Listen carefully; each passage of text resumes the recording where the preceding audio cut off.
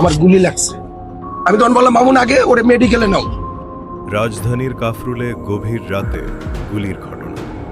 লক্ষ্য ছিলেন কাফরুল থানা যুবদলের সদস্য সচিব হাফিজুর রহমান বাবু।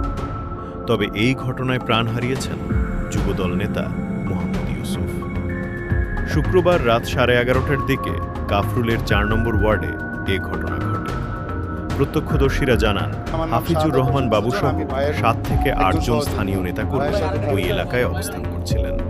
ঠিক সেই সময় হঠাৎ 3 জন অস্ত্রধারী ব্যক্তি সেখানে এসে এলোপাতাড়ি গুলি চালায়। ওরা ইউসুফরে 1 রাউন্ড গুলি করছে, 4-5 রাউন্ড ফাঁকা গুলি করছে। ফাঁকা গুলি করে বাবু ভাইয়ের আরেকটা পরিচয় আছে, তিনি হলো জুলাই আগস্টে যে ঢাকা মহানগর উত্তরে যে কমিটিটা হয়েছে। গুলিতে হাফিজুর রহমান বাবুর শরীরে 2টি গুলি লাগে। একই ঘটনায় বুকে গুলিবিদ্ধ হন বিএনপি কর্মী ও যুবদল নেতা মোহাম্মদ ইউসুফ।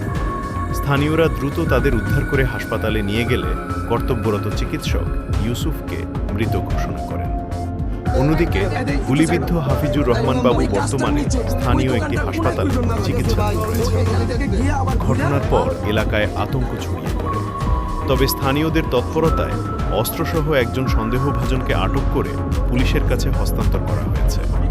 তাৎক্ষণিকভাবে তার পরিচয় জানা যায়।